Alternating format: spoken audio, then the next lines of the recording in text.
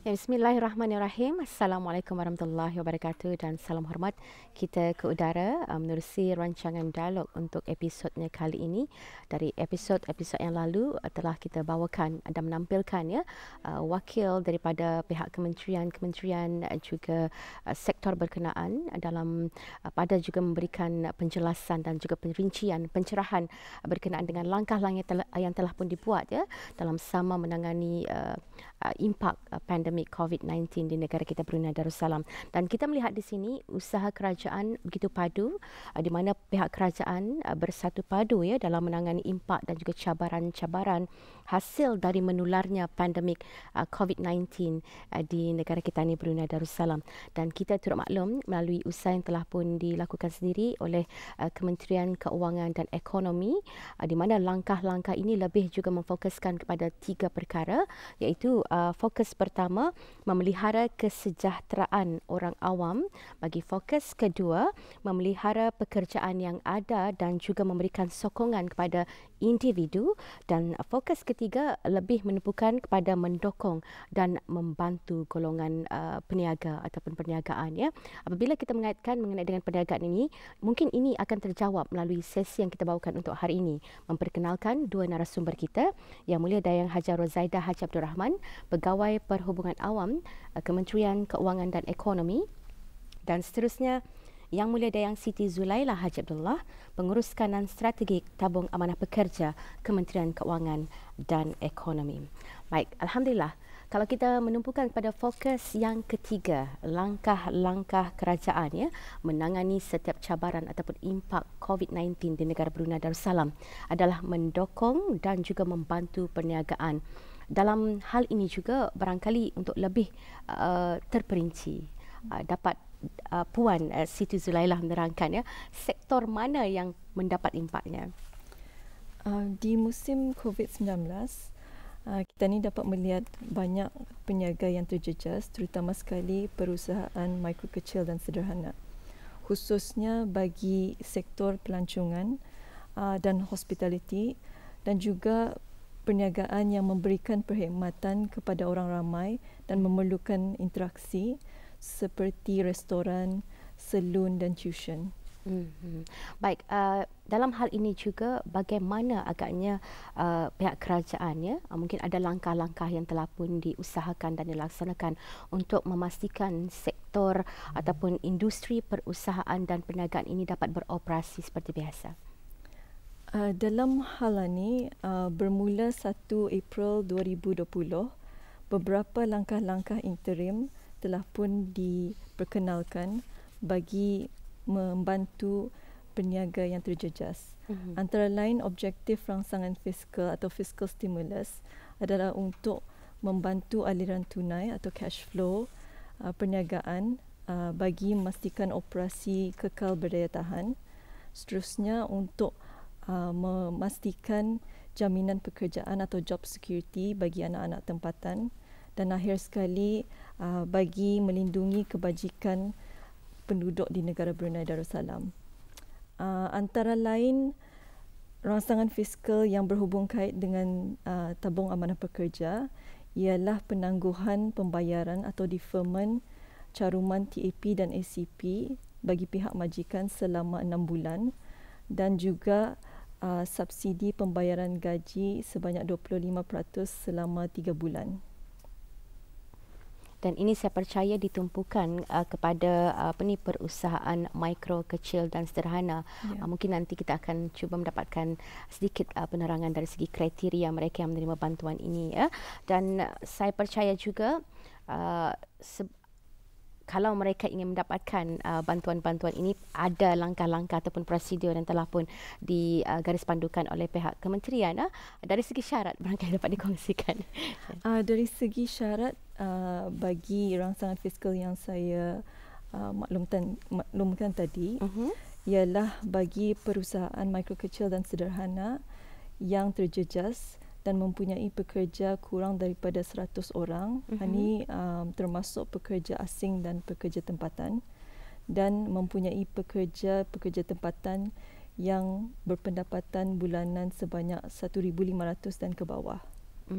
Jadi itu antara syarat-syarat dasar bagi mereka ini mungkin ditimbangi ya. Untuk mendapatkan bantuan daripada pihak kerajaan ya. Baik, selain daripada pakej ransangan fizikal ya, menerusi tabung amanah pekerja ataupun TAP, apa agaknya langkah-langkah lain yang juga mendukung ataupun membantu sektor perniagaan dan perusahaan khususnya PMKS barangkali ya di negara kita ni. Saya mungkin boleh mendapatkan penerangan tersebut daripada Puan Rozaida. Terima kasih Puan.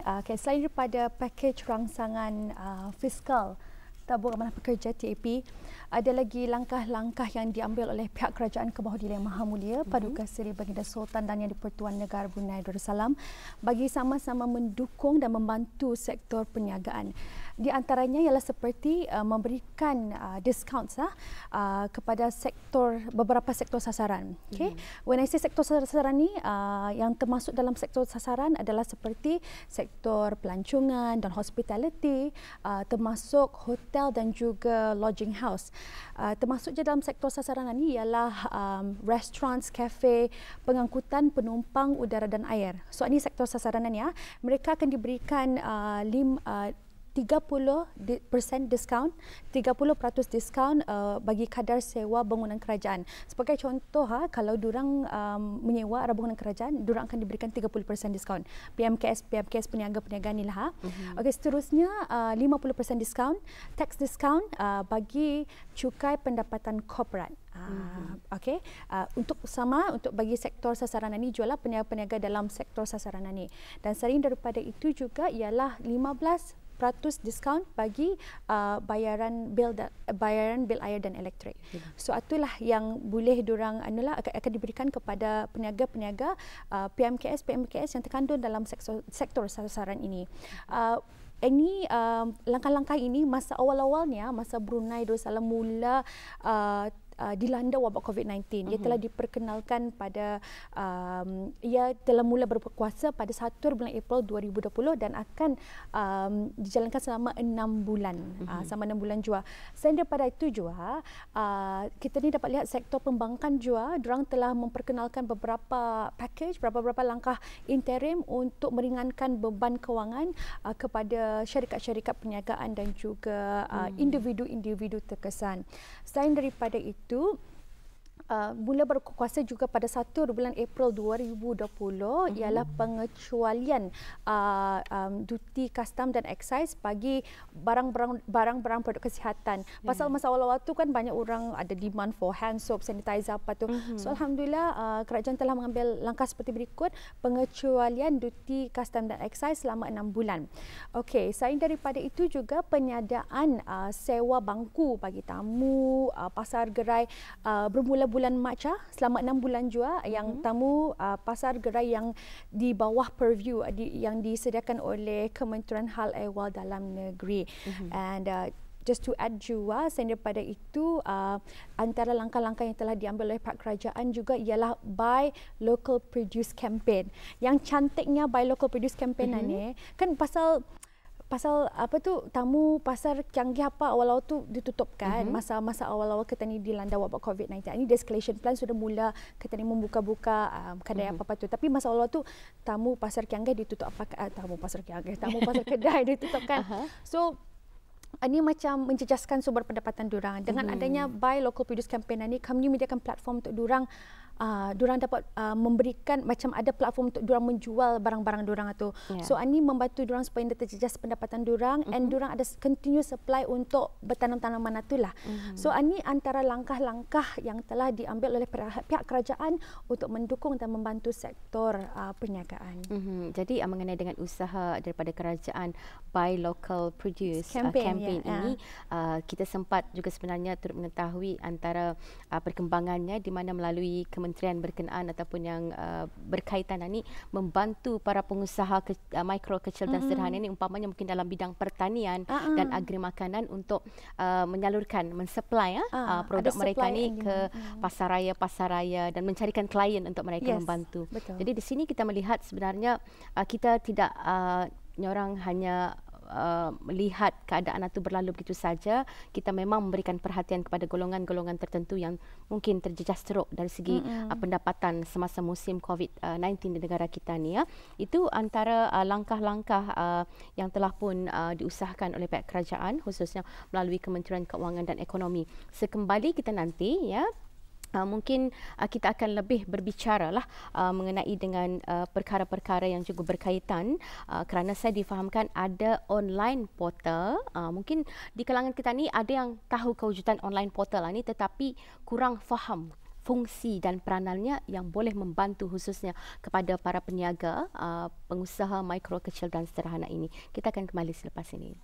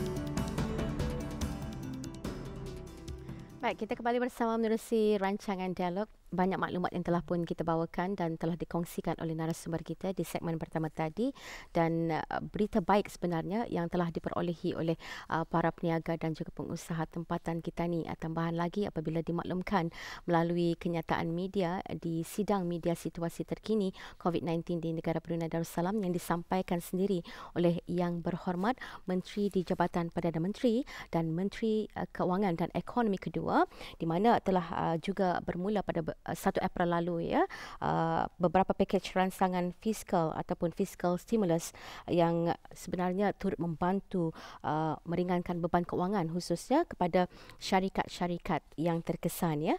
Baik, dalam hal ini juga barangkali Yang Mulia Puan Siti dapat menerangkan lebih lanjut mengenai dengan kriteria dan bagaimana sambutan mereka yang memohon bantuan dari segi TAP dan juga SCP seperti yang terangkan di awal tadi. Dari segi sambutan penangguhan caruman, which is deferment, pada pertengahan Jun 2020, sebanyak 194 syarikat yang telah memohon, manakala bagi subsidi lebih kurang 400 syarikat yang telah memohon. Cara pemohonan di sini adalah dengan memuat turun borang melalui laman sesawang TAP di www.tap.com.bn, dan borang yang lengkap diisi beserta dokumen hendaklah di-email kepada payments@tap.com.bn. Menyentuh mengenai dokumen tambahan ini adalah penting bagi syarikat-syarikat menyediakan dokumen-dokumen tambahan, terutama sekali ia ada 4 dokumen, iaitu pertama lesen lesen pekerja asing. Ini untuk memastikan jumlah pekerja adalah kurang daripada 100 orang. Salinan slip gaji bagi memastikan pekerja mempunyai gaji 1,500 dan ke bawah. Dan penyata pendapatan dan perbelanjaan, which is income and expenditure statement, dan juga bank statement. Kedua-dua dokumen ini adalah untuk memastikan syarikat-syarikat tersebut adalah benar-benar terkesan. Jadi itu antara dokumen yang perlu dilampirkan untuk permohonan ini, dan saya percaya ada lagi peringkat-peringkat prosesnya sebelum mereka ini diberikan ataupun diluluskan menerima bantuan seperti yang dinyatakan tadi. Baik, kita juga ada memaklumkan di awal tadi mengenai dengan salah satu usaha lagi memperkenalkan portal yang disediakan untuk mendukung dan membantu sektor perniagaan. Barangkali dapat dijelaskan, Puan. Terima kasih Puan. Yes, dengan kita ni negara Darussalam dilanda wabak COVID-19 ini kan, so we have to be creative lah macam mana untuk masih meneruskan perniagaan-perniagaan ini kan. Sebagai contoh lah, now we have the online portal. Masa awal-awal negara Brunei Darussalam dilanda wabak COVID-19 ini, antara langkah-langkah kerajaan yang telah diperkenalkan ialah menyediakan e-commerce, e-kedai. So di sana peniaga-peniaga yang berminat, diorang boleh memasarkan, diorang boleh menjual barang diorang arah online, because at that time sebelum de-escalation plan ni kita ni ada tahap-tahapnya sudahlah, tapi masa awal-awal tu kita ni terpaksa andang perlu mengobserve social distancing kan, penjarakan sosial. So dia dapat bersemuka dengan klien apa. Jadinya dengan platform seperti ini senang orang untuk berniaga masih. Kalau kan membeli barang dari online, kalau kan menjual barang secara online. So dengan kemudahan ini memang membantulah para PMKS kita ni. Selain daripada itu juga masa awal tu juga kita ni ada memperkenalkan Community for Brunei. Community for Brunei ini ada dua di bawah Community for Brunei projeknya, Community for COVID, Community for Ramadan. So Community for Brunei ini ya macam virtual market lah. Kalau bis kita sama je macam e-commerce, e-kedai tadi yang saya sebutkan tadi itu, tapi yang under Community for Brunei ni dia ada Community for COVID and Community for Ramadan. So sesiapa yang akan membeli boleh teruslah membayar secara online melalui debit ataupun credit card. So Community for COVID ni macam kalau sesiapa yang kan minat sedekah kepada frontliners tadi, diorang boleh go to Community for COVID ni. Pasal masa sekejap tu ramai kan orang kan sedekah kan makanan apa tu sampai ada yang lebih banyak tu membazirkan. So with Community for COVID ni at least macam kalau orang kan mengorder ikut slot-slotnya. Kalau hari ni penuh diorang bagi slot lain lagi. Berjadual lah kalau orang kan sedekah. So itu yang the beauty of Community for COVID ni macam teratur dan orang boleh mengantarkan terus ada package matulah. And then seterusnya daripada itu under Community for Brunei, Community for Ramadan. Kan masa time puasa tu nak ada gerai Ramadan. So macam ni kita ni berfikiran secara kreatif, inovatif macam mana kita ni ngadakan Community for Brunei ni. So anda dapat merasai kegarai-garai, at least ada bahang-bahang kegarai itu melalui virtual market sajalah. Memilih makanan-makanan penyungkaian apa secara online saja. So at least itulah kita di ada alternatif lain untuk para peniaga kita ni berjual apa. So by the end of the day, yang kita ni dah tahu bila wabak pandemik ini akan, bila pandemik COVID-19 ini akan berakhir. Tetapi kita ni terus, again saya sebutkan tadi, perlu berfikiran secara kreatif, inovatif. Bagaimana kita ni menangani impak COVID-19 ini, bagaimana perniagaan-perniagaan kita ni akan terus maju dan berdaya tahan. Sebagaimana yang pernah dinyatakan oleh Yang Berhormat Datuk Seri Setia Dr. Awang Haji Muhammad Amin Liu bin Abdullah, Menteri di Jabatan Perdana Menteri dan Menteri Kewangan dan Ekonomi kedua, inilah hakikatnya, ini adalah the new normal, normal baharu. Kita perlu menerima, adapt and adopt. So we have to menerima lah, macam be creative, innovative, find ways macam mana kita ni dapat menanganinya. I mean, these are challenging times. Memang it's a crisis, cabaran yang seluruh dunia menghadapinya. Tapi like sebagaimana dalam Al-Quran kan, Bismillahirrahmanirrahim, inna ma'al usra wa inna ma'al usra, dalam setiap kesulitan diikuti dengan kesenangan. InsyaAllah kita ni stay together, terus usaha bersama-sama dengan doa, usaha, ikhtiar dan tawakal, insya-Allah kita dapat mengatasinya bersama. Stay United Brunei. Stay United Brunei ya. Itu hashtag yang kita ini sebenarnya secara langsung turut mendapat kekuatan daripadanya. Dan baik, dalam hal ini juga barangkali Puan Siti ada sebarang saranan khususnya kepada para pengusaha dan peniaga mikro, kecil dan sederhana di negara kita ini untuk sentiasa jangan putus semangat, sentiasa berusaha. Seperti yang Puan juga ada nyatakan tadi, kita perlu mengembangkan cara pemikiran inovatif dan kreatif. Silakan. Okey, bagi pihak TAP ingin menasihatkan untuk peniaga-peniaga yang benar-benar terkesan. Ini termasuk juga peniaga-peniaga yang sebelum ini ada menerima makluman bahawa bantuan tidak diberikan. Peniaga tersebut kalau benar-benar terkesan boleh memohon semula dan memberikan dokumen-dokumen yang lengkap. Terutama sekali yang saya maklumkan tadi, iaitu the income and expenditure statement dan juga bank statement. Ini boleh membantu pihak TAP dan pihak Kementerian Kewangan dan Ekonomi untuk meneliti secara terperinci dan mencapai hasrat fiscal stimulus, iaitu untuk memastikan perniagaan akan terus beroperasi. Baik, namun perlu diingatkan juga seperti nyatakan pengenalan ya, usaha untuk memberikan bantuan cara mantap dan SCP ni hanya 6 bulan tadi Puan nyatakan tu. Jadi itu yang perlu juga kita ni fahami. Namun untuk sebarang kewahaman, saya percaya kita boleh saja menghubungi talian Kementerian Keuangan dan Ekonomi untuk sebarang pertanyaan. Ada talian yang boleh mereka hubungi Puan untuk penjelasan lagi. Bagi pihak TAP bolehlah menghubungi pusat panggilan iaitu di talian 238 2800. 238 2800. Baik. Itu yang kita bawakan Auda untuk siri dialog episodnya hari ini, memberikan lagi penjelasan dan pencerahan khususnya ditumpukan kepada golongan pengusaha dan peniaga mikro, kecil dan sederhana dari segi bantuan yang telah pun diperkenalkan dan dilaksanakan oleh pihak kerajaan kita ni. Bersyukur ya dengan bantuan yang diberikan ini, sekurang-kurangnya mereka ataupun pihak kerajaan turut memberikan semangat walaupun indah dapat kita ni rasakan secara langsung, tetapi dengan adanya sokongan bantuan sebegini ia akan dapat memastikan lagi perniagaan bis kita dapat beroperasi seperti biasa.